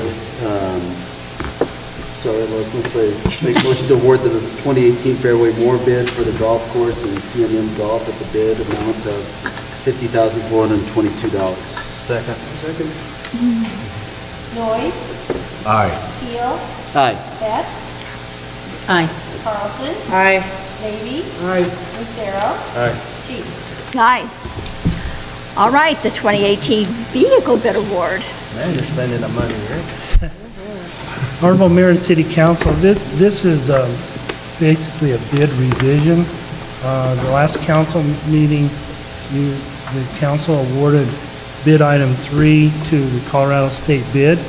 When we went to order the unit, we were apprised that they had cut ordering dates off at the factory, so they could not fulfill the bid. So what we are proposing to you tonight is taking the second bidder from the original bid, which is local company New Country Auto at $35,316.28. This would be an additional $2,755.84 over the previous awarded unit that cannot be supplied. And there again, this is for the water fund. So this funding comes out of there. It's still $9,534.44 below the budgeted amount. Okay. I guess it was too true having 3 state bids, huh? What? Yeah. State bid. All right, are there any other questions about this? May I have a motion, please? I make a motion that we award the bid item 3 to the second bidder, New Country Auto, with a bid amount of $35,316.28 due to the fact that the original bidder could not supply the unit. Second. Betts? Aye. Lucero? Aye. Carlson? Aye. Keel? Aye. Levy? Aye. Noyes? Aye. Cheek? Aye. Thank you. Thanks. Thank you. All right, resolution number 9, series 2018. Peyton, the amended plat of the final plat for creating estates and land between the county and the city. Good evening, Honorable Mayor and City Council. The City of Cortez is requesting an amended plat on the southwest corner of Mildred and Empire Street, and those two properties are 601 North Mildred Road, which you know as the Justice Building, and 608 North Park Street, known as the police station. And currently the two buildings are condominiumized, and what that means is that the city owns the police station and the county owns the Justice Building, but the surrounding land and the parking lot and property is owned in common with the two. And so what this plat is amending is to separate or to draw a boundary line to separate it into a west lot and an east lot. And the city would own the west lot, making up 4.03 acres, and the county would own the east lot, making up 3.17 acres of for a total of 7.2 acres. So it would be dividing that land. And as discussed earlier today, the county intends to sell that property. And the way that the plat is drawn out is so that the city would retain ownership over the sidewalk medians to ensure the maintenance and just make sure the landscaping is taken care of. The proposed plat amendment will dedicate an easement to the county-owned east lot to enter off of Empire Street, and in turn, the city-owned west lot will have an easement to entrance off of Mildred Street.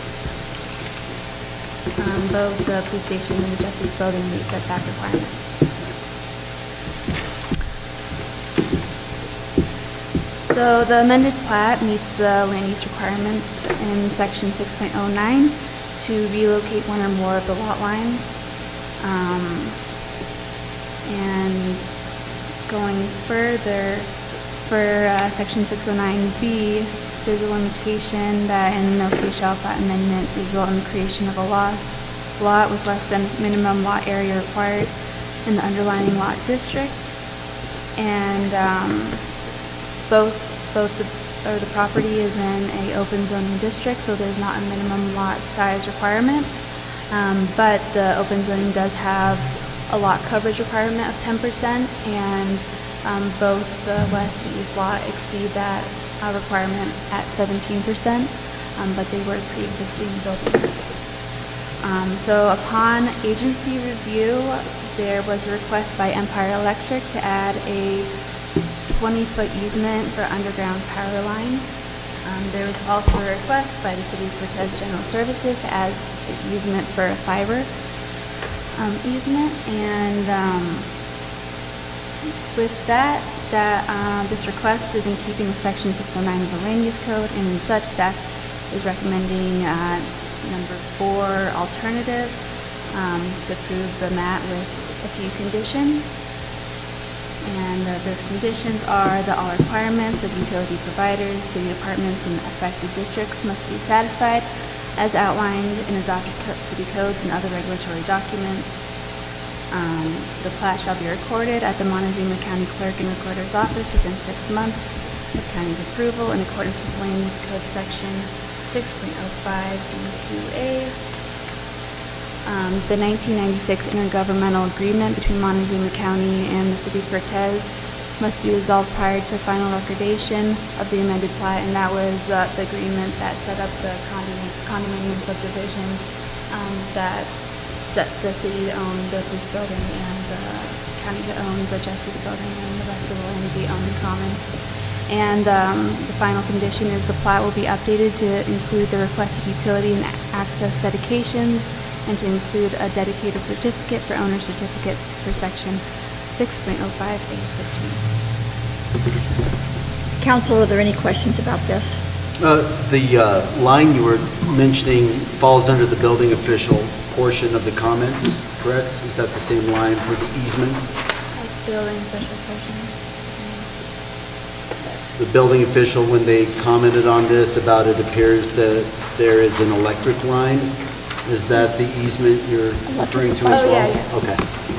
Thank you. That's the only question. Yeah, because what they did on that was they changed that section, because there's also future fiber or something on in there, just made it a 30-foot utility easement. Was that some of your handiwork? Did you do that?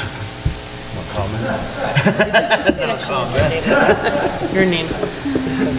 I have a question. You said that the remaining property was jointly owned, right? Mm-hmm. And then, so when that gets sold, does the city get any of that money off of that sale? No, so basically right now, the 7 acres is jointly owned, and what we're gonna do here is take, and the city's gonna retain 4 acres, and the county's gonna get 3 acres, and so they'll get all the proceeds from their sale, but we're getting a little bit, we're getting more than 50% of the property, so we're gonna still maintain our interest in it. They're just gonna sell off their portion of that. Any other questions? I have none. All right, may I have a motion, please? Well, and hold on, I'm sorry, so we had, There is, I'd suggest adding another condition. There is a missing wall descriptor for the north side of the county building, and we'd like to add the condition for the surveyor to add that descriptor on the so there's a wall that separates the police department from the justice building. Where they park the vehicles? Yes, sir. And so we want to describe who owns what. And so right now this descriptor shows that the city basically we own and we're responsible for the one alongside the police department. And then the Kiva will be responsible for kind of the north and south wings of that, because that actually holds in their parking. You know, we don't have any interest in that. And it's just missing the descriptor on the north showing that they would own that portion of it. So this isn't a today problem, but in 20 years when that wall crumbles, it would be a problem for the city. So we just want to catch it now, so, you know, I don't know. Okay. Anything on the south side of that same area, as far as the parking area is concerned? Through there, is there a wall back there as well? There is, and they've got it descripted right on the south side. They're just missing it on the north side. Okay, thank you. All right, may I have a motion, please? Honorable Mayor, I make a motion to approve the amended plat of the final plat for creating estates and land between the County of Montezuma and the City of Cortez through Council Resolution Number 9, Series 2018, with all of the following conditions. Second. Carlson? Aye. Lady? Aye. Joyce? Aye. Keel? Aye. Lucero? Aye. Beck? Aye. Aye. All right, council board appointments. I trust that everybody's has had an opportunity to look at the board positions that are available for council members to sign on to represent. At this time, I guess Linda can read off the individual boards, and then those council members that are interested can say, yeah, that's the one I want to be on. Hopefully you'll get to choose a board that will be of interest to you, and attend those meetings and then report back to the council. Well, I can What's expedite the process if it's all the same to council, and if you would approve, I'd be glad to stay on the Golf Advisory Board. Currently, I'm on the Parks and Rec Advisory Board. I'd like to stay on that board as the council member. I know it's going to sound crazy, but I'm actually interested in doing Makeda. I know. Wow. How about that? Huh? But the trade-off is I have to step down from Mesa Verde Country and Historic Preservation. Do Makeda. I'll trade it. I'll trade it. When is Mesa Verde Country? Mesa Verde Country's meetings occur 6 times a year. They are now at 10 o'clock in the morning on the second Tuesday, I think. I would be happy to serve on the Library Advisory Board, on the Mesa Verde Country Board, and continue to be the city's representative for Southwest Council of Governments. Thank you. Okay, and Karen, I'm sorry, you listed too many. I'm sorry. Say again, you said the I'll do the cog? Library, Mesa Verde Country, and Southwest Council of Governments. I'll continue to serve on that.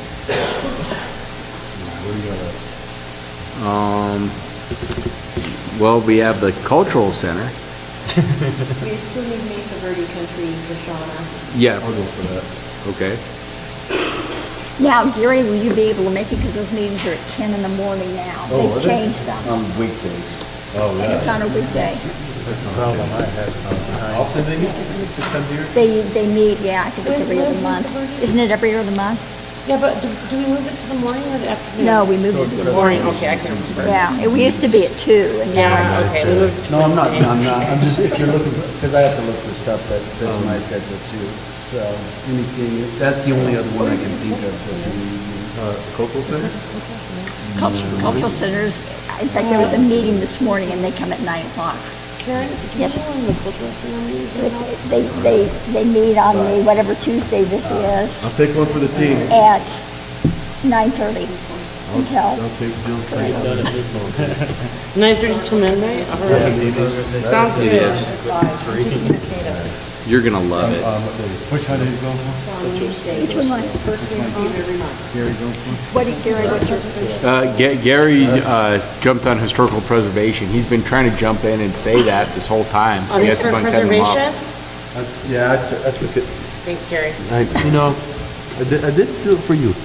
No, I'm glad to pass the torch. Enjoy. So I'm the newbie. I'll do it. So we normally have 3 people on Mesa Verde Country, so right now I think we have, Karen has said she would do it, so we need 2 more. Mesa Verde Country. I can do it. You know, at one time we did hold the meetings at 2 o'clock, and And I don't know, Jill, we changed it from 2 until 10. Do you recall the reason? Partly because of me. Okay. Because of my divorce hearing, so I was being scheduled all Okay. at 2. But they're once a quarter. They're not every month. No, they're they're once a quarter, and they're usually about 2 hours, hour and a half to 2 hours. Do you want me to check and see, Gary? Would you, if it were at 2 o'clock, you could come at 2 o'clock? And it's on what day? It's on a Tuesday. Tuesday the 2? I think I have the next one on my calendar. Let me check and see if they're willing to change it back, because if it was changed. If we just change it, that better. Right, It would. right. And would that work for you then, Sue? Yeah, because I have the kids I homeschool, so, So you could come to a 2 o'clock meeting? I could. The next meeting that's scheduled is scheduled for July 18th, I think, is the next one that they have. So it's a ways away. Oh, wait, never mind, I lied, that's May 9th, I apologize. May 9th is the next one, at 10 a.m. I think they're every other month, aren't they? It seems like they're every other month. We do one in January, is it 6 times a year? I think so. Okay, I was thinking of 4. Yeah, May 9th. Let me check with Kelly and see if she's willing, if there's any problem with it. Because I can come at 10 or 2, that doesn't make any difference to me, and if it would work best for you guys and nobody else cares, why? I'll give her a call and see, and then I'll let you guys know, okay? Okay. Well, so this is what we still have. So we still have Cultural Center. We normally have a Council of Governments alternate. I'll be an alternate.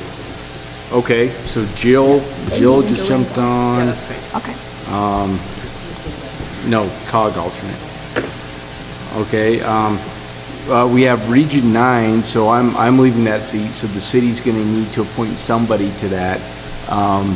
Our next meeting's on Thursday, and so we could have, you could have somebody like Peyton Heisman or somebody, just temporarily kind of fill it in until you get a city manager in. She's gonna go with me tomorrow, so she'll know the ropes, AKA go to the straight. Are they in Durango always? They are. They move, one a year, they move it around. So last fall, we hosted it here at City Hall, but yeah, normally they're in Durango. It's just a quarterly meeting. So, I mean, all you have to do, you go to the Strater and just yell Cortez representation about every hour and you're covered. Yeah, I'll have her prep. You have to wear a special hat. In the house, we like to say in the house after you say Cortez. So anyway, council could do that because I think that you're going to probably want it to be staff to do that because it's a longer meeting. It's during the day in Durango. So, but anyway, we do have Cultural Center still. We have Region 9, and then we historically have had a Makeda alternate as well. So it's, I don't know. When is the Cultural Center? The Cultural Center, today was their meeting, so I don't know what Yeah, Tuesday is the it? third Tuesday. So it's the third Tuesday at 9:30. 9:30 until that meeting. Well, and it's 9:30 to question mark. Yeah, yeah. So- Told you Okay, so Mr. Levy, okay. So Mike has got Parks and Rec Advisory and Cultural. Okay. So right now we've got these are my notes. I've got Jill on Makeda and COG alternate. I've got Ty on golf. I've got Mike on Parks and Rec Advisory and Cultural Center. We have Karen on the COG, the library, and Mesa Verde Country. I've got Gary at Historical Preservation and possibly Mesa Verde Country, depending on if they can shift the time. And I've leaning towards Mesa Verde. Well, I think that's his preference, and he's been really hoping he can jump off the grenade he's already taken by starting out with the project. He was framed to take it. And then we have Sue at Mesa Verde Country. Hey, have I missed anybody's? No, so if Gary did want to get a step off of historical preservation and just do the Mesa Verde Country, is there anybody else who would like to, has an interest in historical preservation? I mean, our history is our future. I've served on that committee before, so. Could you do it again? I could do that one. Sue said she did. I have other commitments. Ollie, can you do it? Well- Oh, Sue said she'll do it. Sue, can you do it? Yeah. Okay. Sue. Unless she's going to be. Excellent. What are you serving? What are you serving on? What are you serving on? Do you want it back, or did she jump out?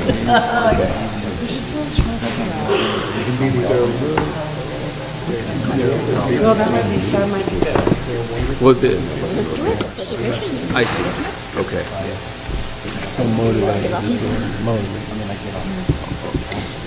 Okay, so, and Not very correct, but they're. possibly, is everybody okay appointing Peyton to Region 9 right now, so she can take it from me? And then do we have anybody who's interested in being a Makeda alternate? And again, I don't think that this is we have to do it. We've historically done it. I don't think we have to. I can be the alternate for that. I'm assuming Okay. you'll Yeah, go that's most fine. of the time, so. Okay, so I'm gonna go through this one more time. So we've got Jill with Makeda and COG alternate. We've got Ty on golf. We've got Mike on Parks and Rec Advisory and Cultural. We've got Karen, COG Library, Mesa Verde Country, and Makeda alternate. We've got Gary at possibly Mesa Verde Country, but I think already kind of missing the historical thing. We've got Sue on Mesa Verde Country and Historical Preservation, and then it would be Peyton as our Region 9 rep. Good. That was fairly painless. That's a good idea. Motion to appoint them? So move. Second. Second? Second. Lady? Aye. Keel? Aye. Carlson? Aye. Lucero? Aye. Beck? Aye. Lloyd? Aye. Keith? Aye. City manager, acting city manager contract. Thank you. So council has discussed the next steps to take in the interim as you fill the position of city manager. After discussing the benefits of bringing in an outside person to fill the role of acting city manager versus the benefits of utilizing an in-house resource, council determined that Chris Burkett would best fit the needs of the city during this transition. Let's see, the attached employment agreement is a modified and shortened version of the existing employment agreement that I have. The more salient points are as follows. Chris would begin his duties on Wednesday, May 23rd. So I plan on working through May 22nd, which is kind of the last council meeting in May. And the reason why this date particularly is because we will have the fiber consultant on the workshop to just kind of go through their findings. And like I've said with Rick, I mean, we've been working on fiber for 6.5 years. I feel like I can push through these last 2 days that week to just kind of see the recommendation through to council. So I would plan on working through that last council meeting, and then Chris would start on Wednesday, May 23rd. His appointment would end on September 14th, or when the new city manager starts, whichever occurs first. He would be paid $50 an hour, and he would work 24 to 32 hours per week. And then he would be reimbursed for his cell phone per the city policy, just because he knows he's going to have to use it a lot on city business, and I can attest to that. So I can certainly answer any questions you have, but the recommendation is that council move to enter into an employment agreement with Mr. Chris Burkett, appointing him as acting city manager effective May 23rd, 2018. Any questions? All right, may I have a motion? I'll make it.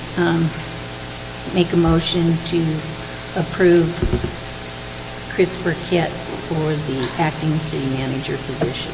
I'll second. Keel? Aye. Beck? Aye. Lady? Aye. Lloyd? Aye. Lucero? Aye. Carlson? Aye. Keith?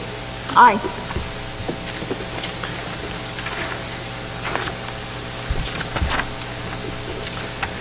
All right, we have no draft resolutions. We have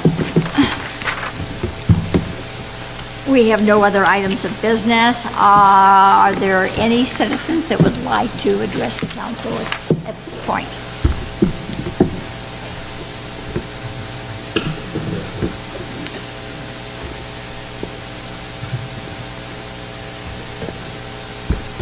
Eleanor Cool, Brookside Drive, Cortez.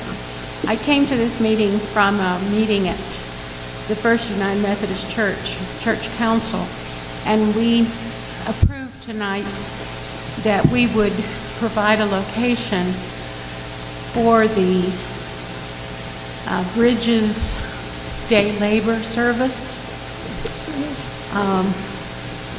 We could not approve being a new location for the bridge, however, but we will host the daily services in the southeast area of our fellowship hall, and they'll be there from 7 a.m. to 10 a.m.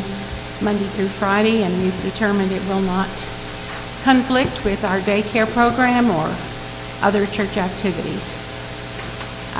I hope the city finds a new location for the bridge for these months that it will not have a location.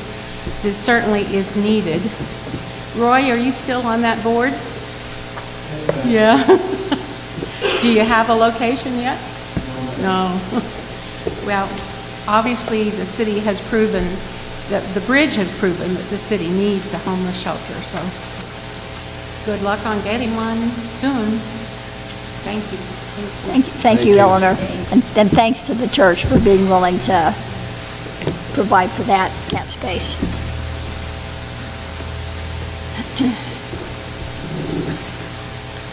John Kennedy, 620 East Empire. Hopefully one last time for tonight. The lady spoke about possible sites for a bridge shelter. How about using the Johnson Building on the south end of town down by the old M&M? Thank you. The old hospital. The upper floors are, I don't know if they're lower floors. Pinion used to inhabit some of that space. And they're, of course, they've moved now back down to the city hall. All right, are there any other citizens that would like to address council? All right, there is no city attorney's report. No, ma'am. City manager? Yeah, because we haven't talked about it this evening, I just want to remind everybody we have a public meeting to talk about the medians this Thursday, 6 to 7:30 at City Hall in this room. The reason why we chose this location is because now we can live stream the meeting. We can also record it and have it on demand. So, anybody who can't come or doesn't make it, it's another opportunity for them to learn about the project. Okay. All right. Any city council committee reports? All right, I was at the Cultural Center board meeting today. Yeah, are you still there? Yes, I just arrived here in time for this meeting tonight. Are you just on break? I left just a few minutes before 12. I don't know how much longer they stayed, Brett. Yeah, okay. And it's probably a good thing that Mike's going to be on this committee, simply because I seem to have a really hard time bringing my notes from the meeting. I have them in the car. I realized just as we were supposed to walk into council tonight, so I'm remembering from memory, which is not a good thing. We talked about a number of things that are coming up on at the Cultural Center. Of course, the Birding Festival is, give me a date, Brett. Was it May 10th? The 9th. I think, I know that Saturday, the 12th, it might be the 10th through the 12th. 12th or 13th. So, yeah. So that's coming up. The Native Dancers will be starting fairly soon, and they'll be dancing at the Cultural Center 6 days a week. The decision was made to, rather than just having them come a few days out of the week, that became confusing sometimes for people who started here or early on. They'll be going for 6 days a week. They're continuing to do their paint and sip programs that have been really successful. Their slightly off-center tours are generating some income and have gotten some really good reviews. The next one will be in New Mexico in November. I think they're going to Santa Fe and Ojo Caliente for that trip. They are in the process of working on a grant to with Empire Electric to replace their lighting to much more cost-efficient LEDs. They have a grant before the Historical Society that will come in. They're hoping if they get it to be able to assess the needs of that facility. There are certainly some really pressing things that need to be done there in order to make it safe or safer.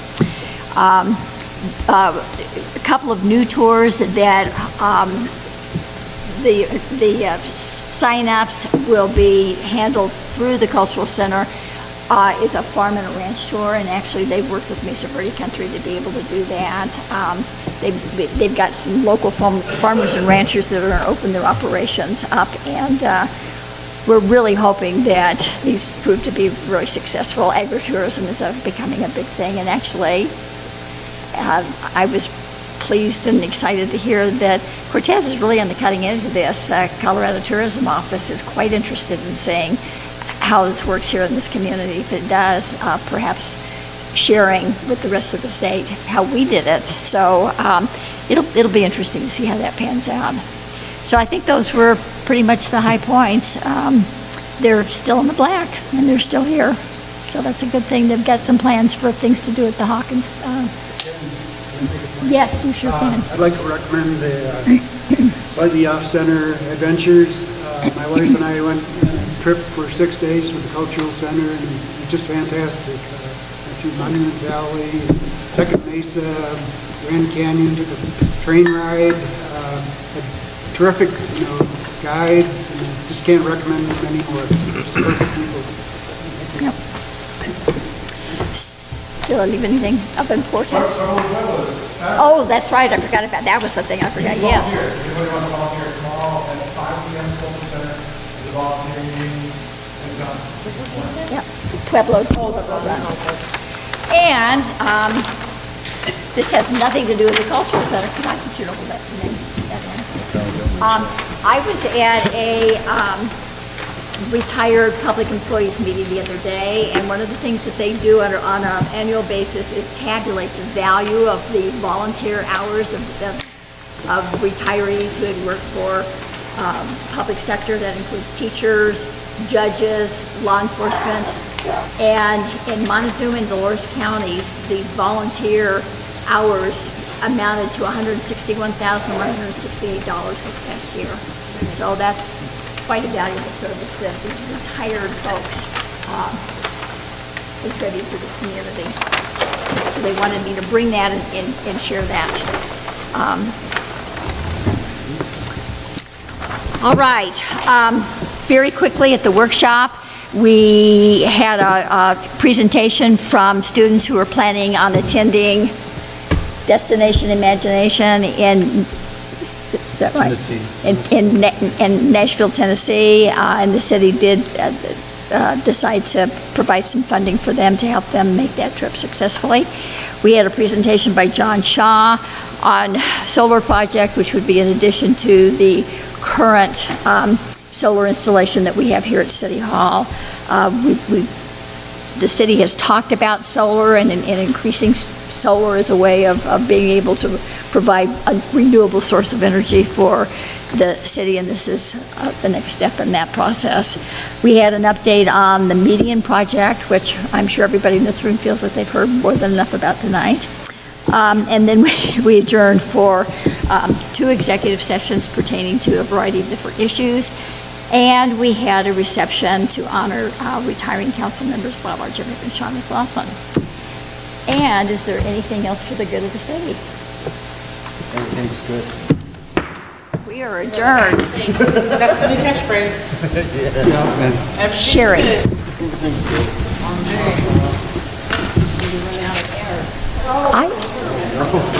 I kept looking at it.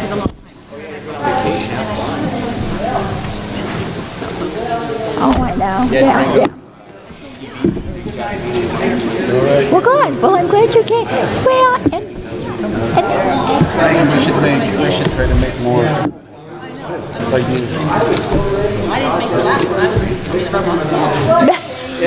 well, I was at the last one.